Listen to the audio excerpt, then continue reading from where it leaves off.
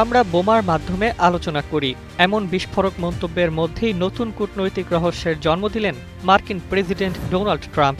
তার দাবি, ইরান যুক্তরাষ্ট্রকে দিয়েছে একটি মূল্যবান উপহার। কিন্তু কি সেই উপহার, তা নিয়েই এখন আন্তর্জাতিক অঙ্গনে শুরু হয়েছে জোরালো জল্পনা।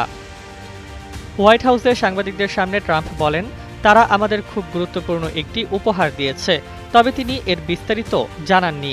শুধু ইঙ্গিত দেন এটি কোনো পারমাণবিক বিষয় নয়, বরং তেল ও গ্যাস ও বিশেষ করে হরমুজ প্রণালীর সঙ্গে সম্পর্কিত। বিশ্লেষকদের মতে বিশ্বের অন্যতম গুরুত্বপূর্ণ জ্বালানি রুট হরমুজ প্রণালীর পরিস্থিতি এই উপহারের মূল ইঙ্গিত।